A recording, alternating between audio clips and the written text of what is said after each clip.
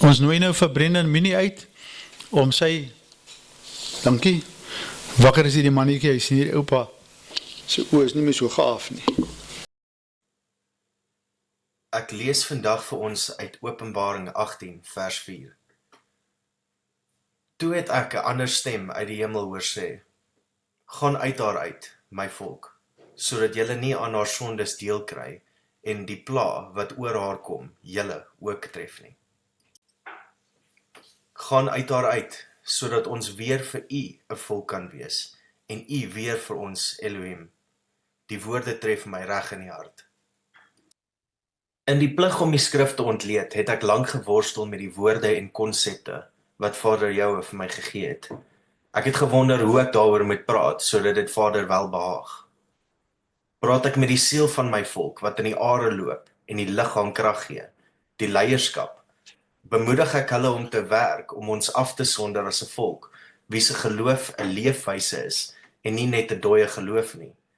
Of praat ek met die gees van my volk, en die skriftelike waarhede wat verlore was deur die kerk se afwykings, sodat die ware geloof ons volk oortuig om die wêreld nie sy huis te maak nie.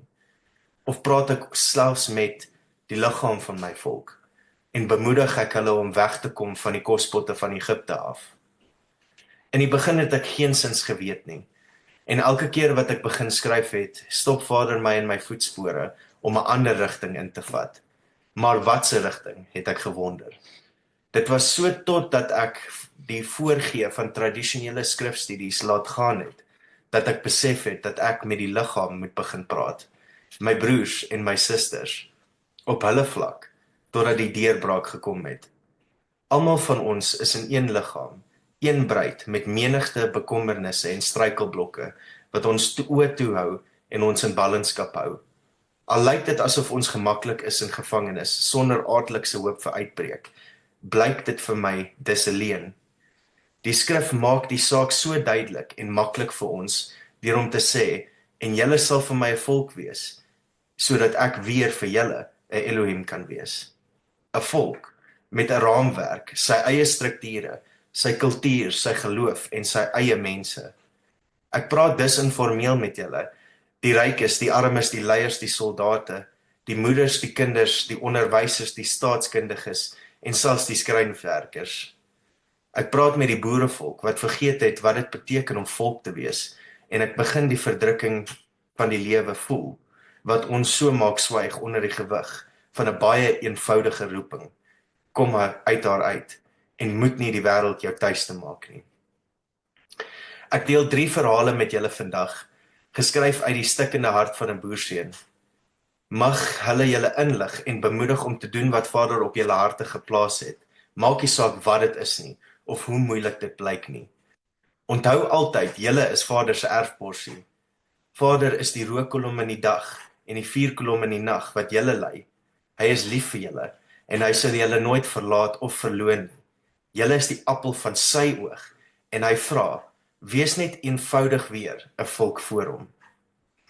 Ek lees weer vir ons uit 2 Korintiërs 6 vers 14 tot 18 en 7 vers 1.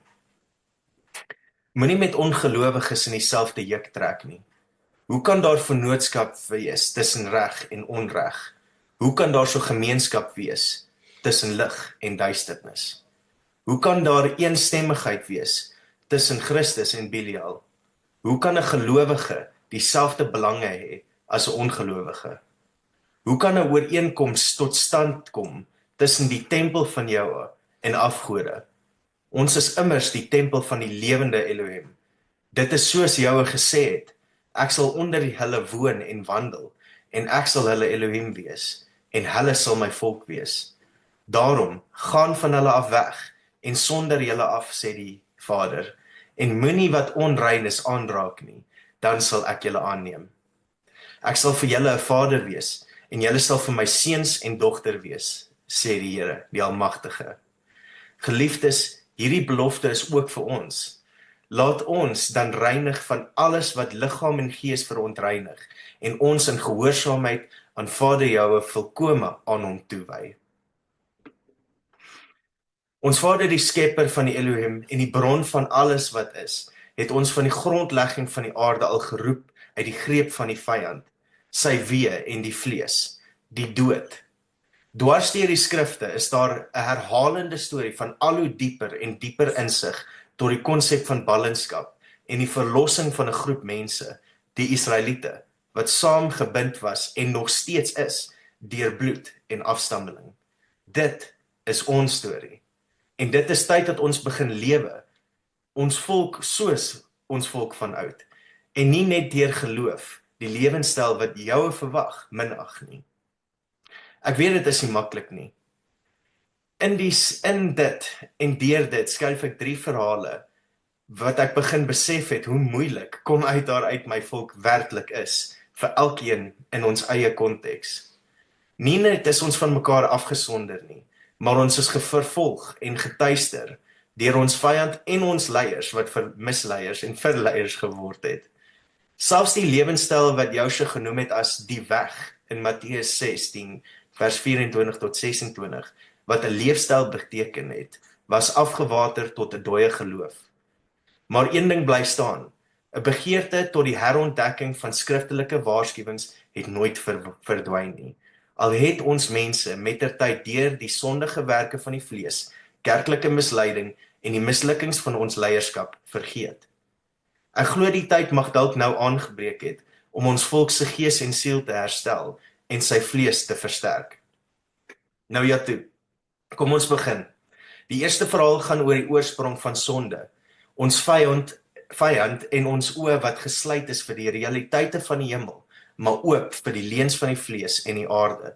Dit is die verhaal van die vleeslike bande wat ons as individue terughou om uit haar uit te kom en as volk saam te staan voor Vader Jahwe oor kan die riviere van Kus. Selfs toe ons Vader Jahwe se vyand was, het Messias ons gered. Ek het nooit die storie van Job verstaan wat verduidelik hoe niemand regverdig genoeg was om sonder teregwysing en toetsing te wees nie, en dat almal ons Messias nodig het vir verlossing. Met my nie verkeerd verstaan nie, ek was altyd dankbaar vir Joshua se redding, maar die kernvraag wat ek as jong seun in die gesig gestaar het, was waarom sou my vader my in 'n wêreld plaas waar ek gedwing word om te sondig, waar ek moet vlug, of selfs wanneer ek regverdig is, sou ek een voet in die ewige verderf hê.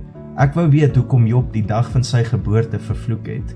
So, ek het die skrifte begin ondersoek, soos 2 Johannes 15 vers 19, wat sê dat ons nie van hierdie wêreld is nie, en Hebreërs 13 vers 14 tot 16, wat sê dat ons nie hierdie wêreld ons tuiste moet maak nie. Die hele tyd het die wêreld en die kerk om my geskree van die skoonheid van die lewe en die aarde, en my verwarring het net gegroei en gegroei. Niemand kom die groeiende depressie uit my hart uithaal nie. Die depressie waarna sielkunde en filosofie sal verwys as die menslike toestand. Hoe ironies. Ek het 'n gewig op my skouers gevoel wat aanklank vind by Matteus 10 vers 22 en ek wou nie meer in hierdie wêreld wees nie. Ek glo baie van julle voel dieselfde. Terwyl ons ervaar dat die vreugde van ons geloof ons net so lank kan onderhou voordat die gewig van hierdie wêreld inbreek sonder enige verduideliking of begrip van die kerk nie. Gelukkig na jare van ondersoek was die geskenk van vrede gegee, deur genade en die openbaring van hoekom ons hier op aarde leef, saam met soveel onreg en hartseer. Dit is nou my eer om dieselfde geskenk te gee aan almal wat hierna luister. Dit is my hartse begeerte dat ons almal moet ervaar hoe die kennis van die laaste dae sal toeneem ter voorbereiding vir Messias, en sodoende die seerkry en stramming van hierdie lewe sal genees, en ons sal bemoedig om te vlug uit die wêreld uit.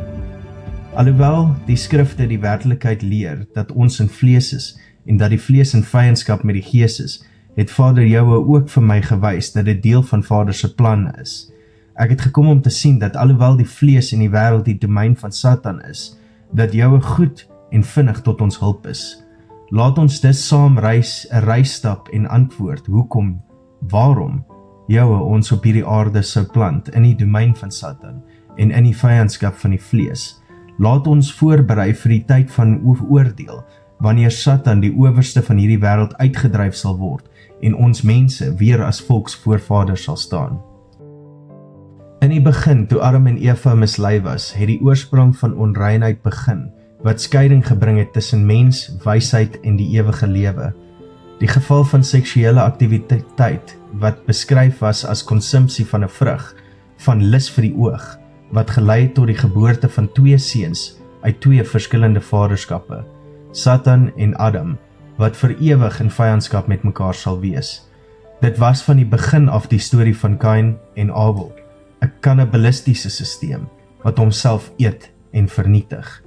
In die ou eind kon Satan seker nie op die troon van Elohim sit nie, en hy kon definitief nie die lig skep wat in Adam was nie, so hy moes dit steel. So deur geboorte en alleen dat ons nie sal sterf nie, kon ons almal in die sisteem van afvalle wesens wat deur die waters van geboorte hulle oë oopgemaak het, of toegemaak het, sal ek sê. Deur die prototypiese verduideliking van Adam, sal ons deur die sweet van ons aangesig ons brood eet, en nog erger as dit, omring sal word met aardelikse misleiding, vleeslike sonde en uiteindelik 'n rebellie wat ons plek in die ewige verderf verseker het. Ons was verwerp in die wildernis vir 1260 dae, saam met die vrou in die woestyn, en ons moes ons lot aanvaar. Gelukkig het die gebeurtenis egter ook die verlossingsplan begin, en die skrifte verduidelik die koppeling van Adam as 'n lewendige wese en Josua as 'n lewendmakende gees in Korintiërs 15 vers 45, en die behoefte begin om beide ons geestelike oë enkel te maak en die vlees te verwerp as die vyand van Jahwe. Die vyand het egter nie net daar gestop nie, met die vermenging van bloed gedurende die oorsprong van mens en die addergeslag nie, maar die Nephilim was toe ook gebore gedurende Noag se tyd, as die derde groepering van lewendige wesens op aarde, langs aan Adam en Satan se addergeslag. Ek voel dat van die grootste verwarring met betrekking tot die onderwerp van vlees, sonde en vyandskap, waarvan ons nou moet ons ontvlug, is as gevolg van die misverstand tussen die verskil tussen die wagters en die ander groepering, sowel as die engele en die entiteite in die hemel. Alhoewel baie min klem deur die kerk geplaas word op die aktiwiteite van hemelse wesens hier op aarde en ons adamitiese oorsprong, het ek egter die laaste 10 jaar 'n herlewing in die liggaam begin sien met betrekking tot kennis van die Nephilim en hulle vaders, die wagters van Genesis 6 vers 4. Sonder skriftuurlike konteks is 'n mens geneig om die val van die mensdom in Genesis 1 en 2 en die geboorte van Kain met die sondes van die wagters en hulle kinders te groepeer, ongeag die verskillende tydperke van hierdie sondes, en sodoende word alle hemelse wesens maar gegroepeer onder een esoteriese konstruk. Die 2 gevalle is egter afsonderlike groepe, geskei deur tyd en konteks. Die wagters en hulle kinders, die Nephilim, word geslagte na die val van eenheid tot vleeslike adamitiese vroue gebore, en nie die verheerlikte liggaam van Eva, wat toe vlees geword het en die adderslag gebaar het nie. Die gevolglike Nephilim geeste, wat opgewek was deur die wagters, kan dus nouer gekoppel wees aan die oorsprong van demone, opgesluit in die wêreldse geestelike ryke of dimensies, na hulle fisiese liggame gesterf het. Hierdie is klaarblyklik anders as ons adamitiese eindbestemming, wat genoem word die boesem van Abraham, voor die oordeel van die eindtydperk. Hierdie verskil in geeste en geestelike bestemming is die rede waarom hiernamaals as die boesem van Abraham genoem word, wat slegs oop is vir Abraham en sy vaderlike afstammelinge, en nie die vaderlike afstammelinge van die Watchers of die addergeslag nie. Die vyandskap en vermenging van bloed is ook die groot rede vir die roeping om weg te tree uit die werkings van die aarde en die vyhandigheid van die kinders van die aarde. Dus as 'n direkte resultaat van die verwekking van ander wesens wat hulle vaders in die hemele aanbid het, het ons wêreld die oorsprong van Sumeria, Babylon, Egipte, die Romeinse Ryk en selfs Christendom ondervind, wat die geloof van duisternis laat brand het deur al die eeue. Nou moet ons nie net veg teen die vlees en sy neigings wat in die tuin van Eden uitgebeeld was nie, maar ook die weef van die wêreld en die leringe van mens wat die proses om uit die hoer van Babylon uit te kom amper onmoontlik maak. Maar ons mag nooit vergeet dat ons nie die wêreld of enige bron van gemak wat daaruit spruit ons eie moet maak nie, en ons moet as volk 'n lig in die duisternis wees, omdat ons Messias 'n nuwe huis vir ons bestem het, 'n huis met 12 poorte wat verwys na die 12 stamme van Israel. Ons moet stadig maar seker begin aanvaar dat ons as 'n volk van mense is, wat ewig siklusse van sonde en ballingskap, sowel as verlossing, deurgegaan het, en dat ons net deur die genade van bo, Ruach, die apartgestelde Gees, ontvang het. Dit is tyd om ons herkoms te onthou. Ons is mos boere, en dit maak nie saak hoe moeilik ons struwel met duisternis is nie. Een ding bly staan: die vyandskap tussen addergeslag en die kinders van Adam het nooit vergaan nie, en ons mag nie toelaat dat die wêreld ons oortuig dat die ewige vervolging ons skuld is nie, dat ons vervolging verdien as gevolg van ons trots en historiese foute. Nêrens is die beseffing meer oopgevlek soos toe die bloed van Israelitiese kinders oor die sand nie genoeg was om die nageslag van Israel uit te wis nie, en die doelbewuste vermenging van die geloof en die bloed geloods was. Ja, ek praat oor die geskiedenis in Numeri, waar Biljam nie kon vervloek wat Vader geseën het nie alvorens vreemde vrouens en hulle gelowe onder die volk gestuur was om hulle te verander in hulle eie vervloeking in nie. Vervloeking wat gegroei het oor die eeue totdat ons selfs ons afkoms vergeet het as die afstammelinge van Israel en Vader die 10 stamme 'n skeybrief gegee het in Jeremia 3 vers 8. Die konsep van verbastering, vermenging, misleiding en ontkenning van Israelitiese afkoms word aktief bespreek deur die addergeslag, nou meer as ooit, soos wat die merk van die dier en die antichrist sy troon begin herbou. Ons kan ongelukkig selfs nie meer die kans vat om ons kinders reg groot te maak in die draaksysteem, sonder om daagliks te waak en te bid dat die vyand hulle nie sal mislei deur die weë van die wêreld en die alomvattende tegnologie wat gees, siel en liggaam oor wil neem nie. Die werk om die kinders van Adam te vernietig deur akkulturasie word in satanisme, vrymetselary, nuwe wêreld simboliek, media en vermaak uitgebeeld. Die reg wat teen links agendas veg in die intellektuele struwelinge is nie eers meer die reg en geregtigheid van Vader Jahwe nie, en die tweekoppige Phoenix van die links en regse wêreldsgedagtes voer tog nog steeds dieselfde maag.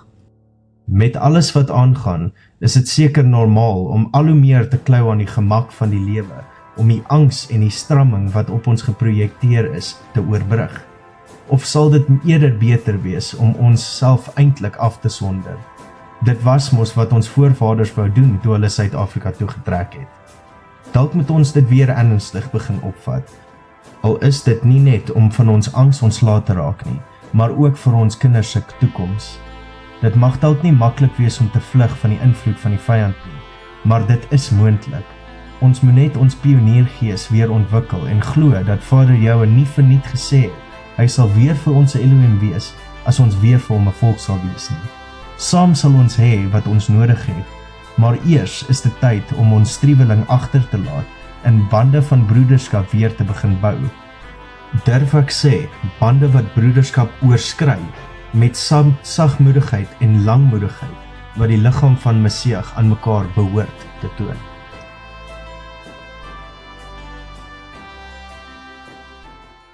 Broers en susters, dit is tyd dat ons as volk die oorsprong van sonde op aarde deur die vlees erken, as 'n vyand groter as die verdrukking en armoede. Soos die groot sosiale bewegings van die aarde is dit nodig om ons vyand te pen en saam te staan daarteen. Ons moet die geestelike realiteit begin waardeer, bo die vleeslike realiteit. Ons moet begin erken dat die vlees ons beperk en ons besig hou met nuttelose aktiwiteite, vir solank as ons toelaat dat ons oë verblind word vir die moontlikheid om werklik weer volk voor ons meester te wees.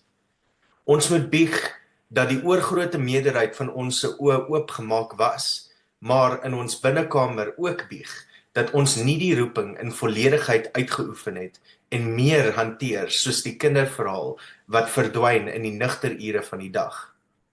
Intellektuele gevegte is makliker om te maak in die enlightened tydperk van die wêreld, as om die skrifte toe te laat om die werklikheid van ons wêreld en lewe te dikteer. Veral in Suid-Afrika, waar die vyand van die gees nie meer vlees of die afstammelinge van Satan is nie, maar die swart massas wat die addergeslag gebruik as onderdrukkings en oorlogsmeganismes. Laat die kennis van die skrif en die gees van afsondering ons weer oortuig en laat ons weer begin betrokke raak by gesprekke wat die gees versterk en aktiwiteite wat saak maak en ons volk nader aan mekaar laat groei.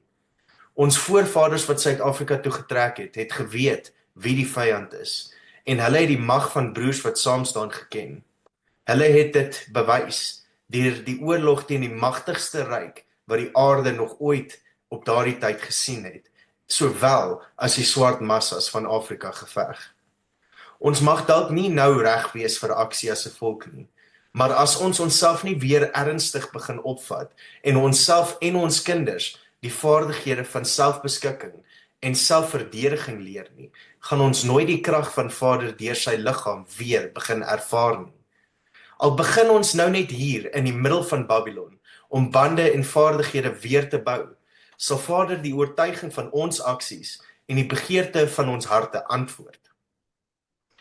Die tweede verhaal gaan oor die valse geloof wat ontwikkel en propageer was om ons skape verslagpale te maak en soos die vyand beweer, goyim, soos die Khazars in Israel ons sal noem, op pad na ewige verderf. Ek sien die tweede verhaal as die storie van bande van die gees wat ons bind en verhoed om ons as volk weer voor Elohim te staan. Dit is tyd dat ons mense die skrifte weer begin ken en die ware geestelike leierskap seëvier deur die nuwe kerklike byeenkomstes wat ons nog moet stig, sodat ons volk se oë oop kan wees en boontoe kan kyk na die hemel. Katholiek, NG, Protestant. Ek het groot geword met hierdie name en ek het gewonder hoe iets wat bedoel was om konstant te wees, soveel variasies en kleure kan hê. Ek het selfs geleer dat daar verskeie vertalings van die Bybel ook was met woorde wat verander en termes wat verwyder is en een weergawe wat selfs vertaal is deur dieselfde vrou wat Harry Potter geskryf het. Hoe maak dit sin? Ek het ook die konsep van gelykenisse geleer vir diegene wat oë het om te sien en ore het om te hoor. En ek het selfs geleer dat daar so verskillende tale en rootwoorde is om te dissekteer en te ontsyfer boonop 'n verlore kultuur met sy kulturele verwysings en kulturele uitdrukkings wat die skrif inkleer. Ek het geleer van misleidings en misleidende leiers wat kerke vol mense lei wat blykbaar lief is vir die wêreld en geleer word hoe om daarin te leef soos wat hulle dit goed of selfs voorspoedig sou noem. Ek het geleer van die oorsprong van georganiseerde godsdiens, die invloed van Samaria, Babylon, Egipte, die Romeinse Katholieke Kerk en selfs die Nicea-ooreenkoms van Konstantyn wat Krishna gekroon het, of moet ek sê Christus. Ek het selfs geleer van die Romeinse 3 eenheidsgode en ook Tammuz met sy Tau-kruis. Ek het geleer van Heer en Baal en die betekenis van die sterre tussen die horings van die standbeeld Baphomet en alles tussenin.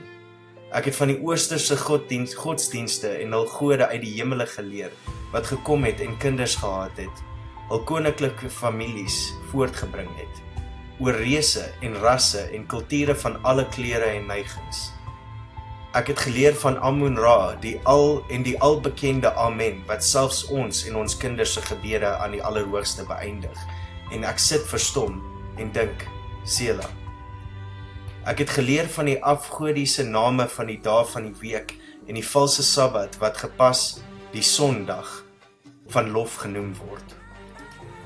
Ek het geleer van die sondes van tegnologie en die planne vir die toekomstige ewige tegnologiese lewe, al die kwantumfisika en menseregte en wette en uiteindelik die merk van die dier en die genetiese veranderings, baie soos die van Genesis 1 vers 1 se waters, gevind in Strongs H4325, wat semen of urine en sappe beteken. Ek het flieks gekyk, musiek geluister, boeke gelees en gesien hoe akteurs en kunstenaars flieks, liedjies en boeke skep. Hulle noem dit vermaak. Vermaak in die duisendes wat alles dieselfde sondeval van die mens verduidelik en ons bespot vanuit kreatiwiteitshoeke wat ek nie eers gedink het mense besit nie. Ek het die onkunde, boosheid en selfsug van die mens gesien, die teenstrydigheid van menslike karakter en ek het geleer wat dit beteken het toe Joshua ons en ons leiers blind genoem het. Die belangrikste is dat ek geleer het hoe dit voel om te wens dat ek weer my oë toe kan maak en 'n normale lewe kan lei, sonder om al hierdie goeders raak te sien. Die juk van Joshua is lig, maar die gewig van hierdie wêreld en sy vervolging is swaarder as wat ek soms kan verdra. En die cherry op die koek is die feit dat my broers en susters nie meer die las saam dra nie. Het ons bang vir mekaar geraak, of net bang vir die waarheid? Deur dit alles, veronderstel ek, het ek eendag wakker geword en besef hoe ver ons lewens verskil van dit wat was, toe ons saam een nasie voor Vader Jahwe gestap het. Ek het begin wonder of ons ooit weer na daardie plek van veiligheid kan terugkom. Geen wonder dat ek in die proses deur mekaar geraak het en myself teruggevind het in die bekende banke van die kerk, gestreel met leuns terwyl my vrae geïgnoreer was. Ek het gevoel asof ek gemeenskap met die liggaam van Joshua gemis het, maar ek het ook nooit meer alleen gevoel, as toe ek omring was deur mense met wie ek nie kon praat oor my diepste oortuigings en innerlike vrae en bekommernisse nie. Dit is die verhaal van diegene wat die waarheid liefhet en diegene wat deur die aansporing van die geloof besluit het om hierdie wêreld te verwerp. My vraag is net, hoekom besluit ons om in kognitiewe dissonansie te lewe en om nie alles in ons vermoë te doen wat die Gees uitroep nie? Kom uit daaruit en wees weer myne nie. Ons is verstrooi en gebroke. Ons verlang na samesyn, maar ons is te gekneus en gehawend om weer ware samesyn te probeer genereer. Ons gaan selfs deur stadiums wat ons die kerk beny, die kerk haat en selfs dit jammer kry, net om te wens dat ons mense weer een kan wees. Broers en susters, ek weet dit is moeilik en dat julle in die verlede deur mense seergemaak was. Ons voel die pyn saam en ons weet hoe Satan om elke hoek en draai eenheid probeer afbreek. Die familie, die gemeenskap, die land, die bloedlyn en die wêreld self, van Genesis 1 tot die nuwe Jerusalem. Maar ek glo die tyd het aangebreek, waar hierdie faktore wat ons terughou nie meer saak maak nie. Indien nie nou nie, wanneer? Indien nie ons nie, wie? Indien nie hier in Suid-Afrika nie, waar? Ek weet jou is besig om sy oorblyfsel oor kan die riviere van Kus op te bou en dat die tye verander. Dit is tyd dat ons weer geloof in jou sal hê, nie geld nie, om weer geloof in mekaar te hê, nie in supermarkte nie, en om weer geloof in ons oortuigings te hê, in plaas van ons pastore. Ek weet daar is 'n groot leemte in elkeen van ons, 'n swart gat van verlange tot ware Israelitiese gemeenskap wat ons almal ironies daarvan weerhou om die kettinge van slawerny te breek. Aan hierdie wêreldstelsel en sy duisternis moet ons verwyder word. Ek weet vrees weerhou ons daarvan om hierdie kettinge te breek en ek bid dat ons isolasie van mekaar beëindig en dat ons nie op ons knieë gedwing moet word in die nagmerries van ons kinders wat droom van die nag van die lang messe nie. Broers en susters, diep binne weet ons dat ons nooit heel kan wees soos wat ons nou aangaan nie. Ons ken almal die profeseë. Saam is ons in staat om ons behoeftes te voorsien en ons toekoms te verdedig. Maar nog meer as dit, ons weet dat hoe ons nou lewe en hoe ons lewens en leemtes vul met 'n gejaag na geld, verbruikersgoedere, vermaak en eindelose tegnologiese skerms los ons net leer en meer gebroke as ooit tevore. Ons het een van die hoogste koerse van geestesongesteldheid in die wêreld en ons vaders en ons seuns beëindig hulle lewens terwyl ons dogters hul harte verkoop aan beledigende en onbehoorlike verhoudings omdat hulle nie die gedagte kan hanteer om meer leeg te wees as wat hulle reeds is nie. Die sosiale geslagsrolle is besig om te verander. Verslawing is oral en ons almal soek iets wat ons kan, maar eenvoudig nie vat nie. Onafhanklikheid en gemeenskap met mekaar en ons hemelse Vader. Diegene wat kennis het, is kwaad en argumenterend, terwyl diegene wat nie kennis besit nie, agter grenslose onkunde skuil. Ons lewe in 'n wêreld waar die hardste stemme die is wat die meeste gehoor word, maar die waarheid en heelheid woon en is stilgemaak in elkeen van ons. Het ons vergeet dat ons eie stemme het wat lof en eer aan Vader moet gee? Het ons vergeet dat ons stemme het wat bedoel is om verenigde koor voor te bring, 'n koor wat smeek, dat ons weer sy volk sal kan wees.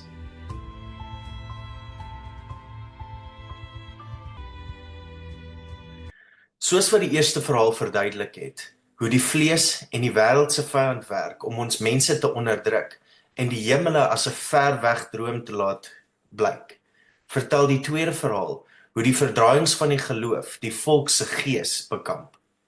Sonder 'n sterk vlees, in die vorm dat ons die wêreld deur geestelike oë sien, en 'n sterk gees wat gewortel is in die waarheid, wandel ons as gevolg van gebrek van kennis in hierdie wêreld.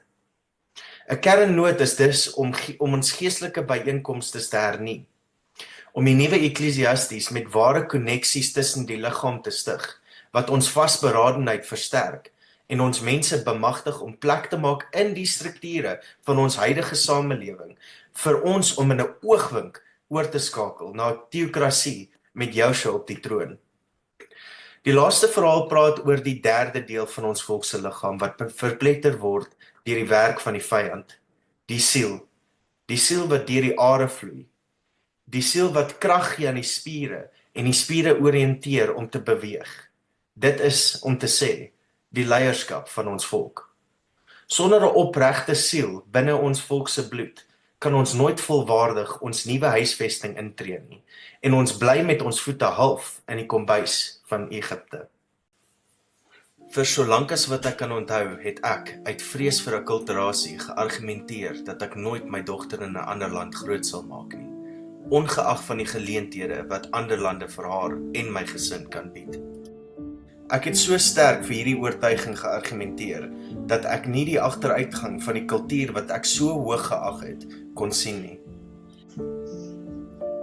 Ek het vasgeklou aan die mening dat swaar kry ons karakter gebou het, en dat die Afrikaner volk daarom sterk, innoverend en selfs uniek is.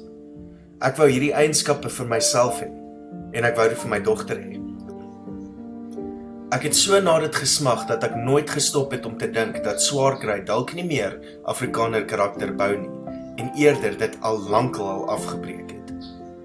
Alhoewel ek steeds 'n vonk van hoop in die Afrikaner oë van ons kinders gesien het ek nie daarin geslaag om dieselfde vonk van samehorigheid, sosiale vernuwing en dryfkrag onder ons leiers gesien nie. Eenvoudig gestel, ten spyte van al die goeie wat ek gesien het ek steeds 'n land wat agteruit gegaan ervaar. Ek het lank die ANC en sy kaderhope die skuld gegee vir die mislukking wat ek elke dag om my sien. Dit was egter eers toe ek die bedreiging van my land se finale breekpunt moes trotseer, dat ek na my binnekamer begin kyk het. Ek moes in ag neem dat as die Afrikaner stryd daarin geslaag het om my mense so sterk te maak as wat ek gedink het, sou ek dalk leiers sien opstaan om ons toekoms in Suid-Afrika te beskerm. Maar in plaas daarvan is ek begroet deur die ongemaklike beseffing dat ons mense iewers langs die pad die wilskrag verloor het om op te staan en verantwoordelikheid te aanvaar vir ons dade, sowel as vir ons gebrek aan optrede. Soos ek begin met die omstrede onderwerp, kan ek reeds die koor van stemme hoor wat sê, maar die Afrikaner kan eenvoudig nie saamstaan, of hoe kan ons so iets doen in die rasverdeelde land? Ek wil nie 'n teenargument aanvoer, aangesien die boongenoemde stellings in wese gedeeltelik waar is. In plaas daarvan wil ek 'n stem van hoop in die duisternis wees, 'n stem wat poog om in die hemel te ontbind wat op die aarde gebind was, deur te sê, ons kan saamstaan. Daar is net een groot struikelblok. Ons moet eerlik met onsself wees en die wortel van Afrikaner verdeling en politieke isolasie vind. Om hierdie verborge wortel te vind, moet ons miskien by die beginne draai maak, die heel begin, toe ons voorvaders hul reis na Afrika van verskillende dele van die wêreld gemaak het hulle so gedoen in opstand teen die verskillende gemonopoliseerde regerings en godsdienstige strukture wat hulle onderdruk het. Hulle wou 'n pad loop wat ongehinderd was en deur niks anders as die oortuigings van ons mense beheer word nie. Soos die noodlot dit wou hê, het hulle ongelukkig in 'n waarskynlike eindelose reeks vervolgings bevind, aan die hand van hulle vyande en hulle verraaiers. Die wêreldorde wat tot vandag toe in die skadu regeer, kon nog nooit toelaat dat die soewereine volk van krag tot krag groei nie. Ongeag die agenda agter wêreldpolitiek, is ons leiers voortdurend gekonfronteer met die dilemma om ons mense te beskerm in die aangesig van steeds groeiende bedreigings. In reaksie hierop het hulle weer en weer gekies om terug te keer na dit waarvoor hulle in die eerste plek gevlug het. Hulle het verkies om in die stryk van beskerming deur autoritaire bestuur te trap, terwyl hulle die strop van magsentralisasie en gepaardgaande korrupsie al hoe stywer om ons kultuur se keel gebind het. Voordat ons kon besin oor die reperkusies van ons leierskapsbesluite, het tyd verbygegaan en generasiepatrone het tot kulturele norme gegroei. Kulturele norme wat die massas van ons mense magteloos gelaat het na die val van apartheid en die agteruitgang van ons land. Die Afrikaner het geleidelike leierskapseienskappe verloor en hulle het hulle self en hulle kundigheid en wilskrag nooit ontwikkel nie. Hulle het nooit opgestaan vir 'n stelsel van ware demokratiese regering wat die toekoms van ons mense binne die diverse Afrika-konteks sou kon beskerm. Ons kan maklik die val van apartheid en die opkoms van 'n rasgemaakte politieke stelsel blameer vir die gebrek aan Afrikaner sosio-politieke vermoë. Sodoende het ons egter soos die ANC geword, wat poog om hul oorheersende onbevoegdheid en gebrek aan optrede te bedek deur die apartheidstelsel te blameer. In plaas daarvan om ons kop in die sand te steek, stel ek voor dat dit dalk tyd is dat ons dieselfde proses van introspeksie begin as wat ons van die ANC eis. Miskien sou ons besef dat die Afrikaner konsep van leierskap stadig aan sinoniem geword het met monopolie van geld, mag en kennis. Monopolie wat die massas verwant maak aan skape wat tot die slagting gelei word sonder die verdediging van sosiale kohesie en burgerlike kennis. In plaas daarvan om demokratiese sosiale verantwoordelikheid te koester, het ons gekies om dit te laat privatiseer en effektief te onderkontrakteer aan 'n steeds krimpende groep elite en kundige ander. Kon ons nie dalk dieselfde fout gemaak het deur elke stadium van ons volk se geskiedenis nie? Het ons voorvaders nie voortdurend besluit om mag en kennis te monopoliseer in die aangesig van bedreigings nie? As ons eerlik met onsself in hierdie verband is, sal ons dalk die ware aard van die apartheidstelsel en die impak wat dit op die Afrikaner volk gehad het, kan sien. Deur hierdie elite en kundige ander het ons toegelaat dat eendrag maak mag omskep word in 'n verskoning vir autoritaire bestuur oor ons eie mense. Ons het blinde diensbaarheid beloon, terwyl ons vrydenke en die generering van alternatiewe kennis gekruisig het tot die einde toe. Toe daardie einde gekom het, en die tyd gekom het dat die apartheidstelsel homself nie meer kon handhaaf nie, het sy deur vinnige kapitulasie of noodsaaklikheid, is ons gelaat met 'n massiewe vakuum van kennis en vermoë onder ons mense. 'n Vakuum van kennis wat nooit werklik herstel het nie, omdat Afrikaner leiers te vinnig is om individue wat hulle met alternatiewe of opponerende oplossings nader weg te wys of te ignoreer. Byna 30 jaar later staan ons by dieselfde drempel wat ons konstant deur ons Afrikaner geskiedenis bygestaan het. Ons staan voor dieselfde keuse. Bly stil terwyl ons mense verval, of versterk gesaghebbende leierskap as 'n beskermingsmetode. In die laaste paar jaar het dit al te duidelik geword wat die dominante perspektief onder ons leiers is. Al is die speelveld nie meer die van geweld nie, maar die van die verstand. Maar miskien is daar 'n ander manier, 'n manier waarop ons terug kan keer na ons wortels en terselfdertyd ons Afrikaner toekoms kan beskerm sonder om individue van hul soewereiniteit ondervader te stroop nie. Ek stel voor dat in plaas daarvan om deur ou norme die strop al hoe stywer om ons kultuur se nek te bind, dat ons 'n kollektiewe benadering van burgerlike verantwoordelikheid probeer. Miskien kan ons een van die min volke van westerse afkoms wees, wat uiteindelik losbreek het van globalistiese stote na monopolisering en korrupsie van kultuur. Vir die Afrikaner volk het ek net een ding oor hom te sê. Herwin die vaardigheid, die waardigheid van julle voorvaders. Besef dat nuwe leiers onder ons moet opstaan, met nuwe meganismes van sosiale verandering en bestuurstelsels wat die Afrikaners se toekoms kan verseker. Na die onsekerheid van die 2024 verkiesings, moet ons hierdie geleentheid gebruik om ons geloof te versterk in die konsep van 'n regering wat poog om die stemme van die mense te bemagtig as soewereine burgers onder Vader Jahwe. Ons moet kies om die reëls te verander en 'n Suid-Afrikaanse demokratiese of al eerder teokratiese stelsel te ontwikkel, waar die sterkte van leiers in hul mense gevind word en die dienende leierskap alleen poog om die wil van Vader te verhef. Ek weet nie van u nie, maar ek bid dat dit nie te laat is nie. Ek bid dat die wêreld nie ons Afrikaner gees onherstelbaar verpletter het nie. Wat my aanbetref, sal ek met jou as 'n gees opstaan vir die toekoms, terwyl ek vir maniere soek om veranderings te bring. Ek weet ook dat jou mense en vermoë sal stuur om broers en susters se hande te versterk, sodat Afrikaners mekaar met volle hart kan ondersteun om verandering te maak. Dit is tyd vir samehorigheid wat bande van misleidende leierskap breek. Dit is tyd vir die volk om onder die heersing van Messia te buig.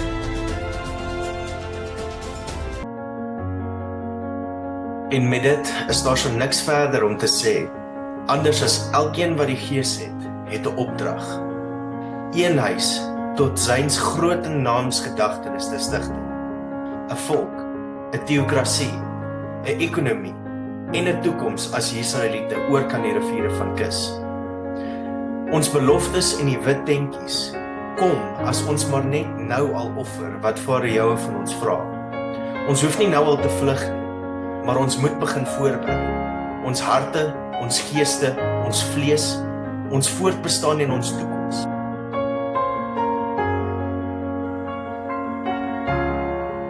Vir die wat aanlyn die boodskap sien en geïnspireer voel, reik asseblief uit na GKK, Geloftesvolk Koördineringskomitee, en begin die pad na Sion stap. Ek wil net vir Brennan Manay baie dankie sê vir sy boodskap wat hy vir ons elektronies gestuur het.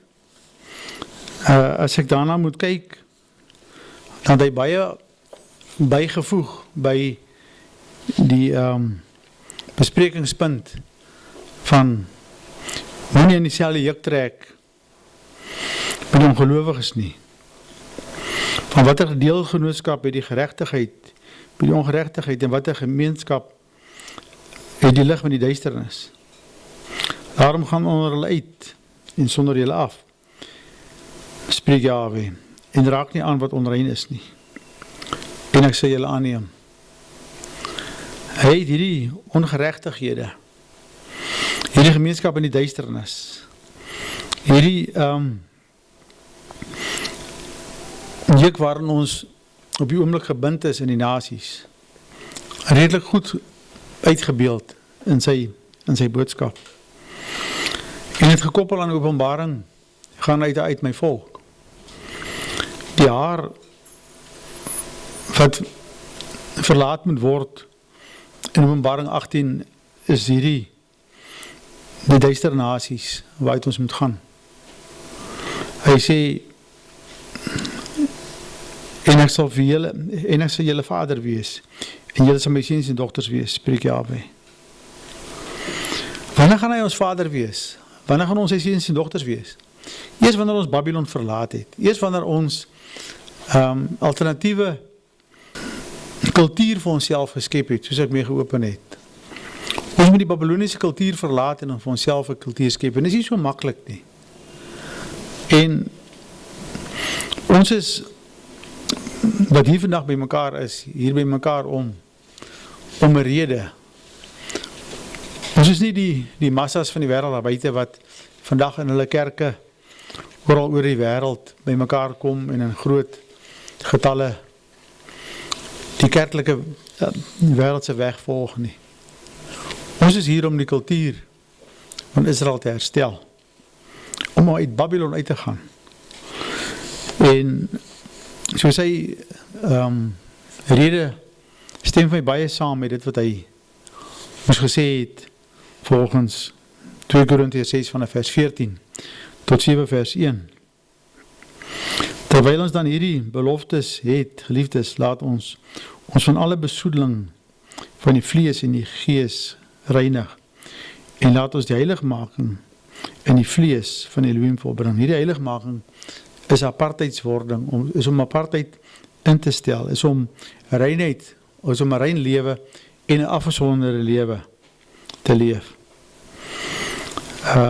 Dis al hoe ons waardig kan word om dit wat Vader van ons verwag, om daai punt te bereik. Is daar enige iemand wat nog iets wou sê oor Brennan se bydra? Jurgens? Ek dink Brennan het baie besonderse boodskap gegee, maar uit die hele breë perspektief waarvoor ek vandag nou nog soms so in die algemeen met mekaar deel, het hy presies nou weer raak gevat. En dit is my eintlik besonder hoe die gees werk, dat ons met mekaar ook so kommunikeer, wat ons bekommernisse is.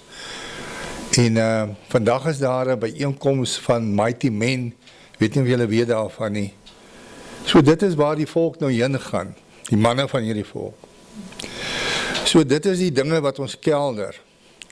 Nou, hoe gaan ons die teokrasie verstaan, soos wat Brendan nou uiteindelik nou vir ons nou die hele prentjie mooi gegee het, is dat al hierdie hake, wat ons so vashou aan hierdie wêreld, hoe gaan ons dit een vir een loskry, as ons nie werk na hierdie doelwit van 'n teokrasie nie. En om teokrasie daar te stel, is nie so eenvoudig nie. Ek dink in die eerste plek, ons verstaan dit nie eers reg nie. In die tweede plek, dit begin by jouself. Elke gesin, elke persoon moet verstaan wat 'n teokrasie is. Dit moet 'n definisie wees wat ons kan mee lewe. En dit is waar die grondbeginsels lê. Hierdie beweging kom uit daaruit, is 'n massiewe opdrag. Ek dink nie ons besef die grootheid en die werk daaraan verbonde aan ons persoonlikheid, aan onsself nie. Wat nog te sê binne in die volksverband. So dit is 'n onsaglike opdrag wat ons het, en ons probeer ons bes uit die GKK's perspektief uit, om met die volk dit te deel, en die volk op te roep en te sê, kom woon hierdie vergaderings by, kom hoor hier, en hoor wat Vader self sê. Dis nie wat ons dink nie, dis wat ons hoor. Hierdie opdragte, hierdie besprekingspunte, is van Vader self. Is dit die manier dan hoe hy met ons wil praat, dan aanvaar ons dit, en dit is ons riglyne. Kom ons stap hierdie pad. Dit is nie te moeilik nie, maar ons het allerhande hakies, soos vishoeke wat ons vashou in hierdie wêreld, en dit hak jou vas soos 'n hakbos, waaruit jy baie moeilik kom as jy eers daaraan geval het. Maar knip het los, maak het los. Werk daarteen, stryd daarteen. So dit is 'n geweldige stryd. As persoon, elkeen van ons hier, is 'n geweldige stryd om daar uit te kom. En dit is baie moeilik om dit in die algemene publiek net vir mense te verduidelik. Maar baie dankie voorsitter vir die geleentheid.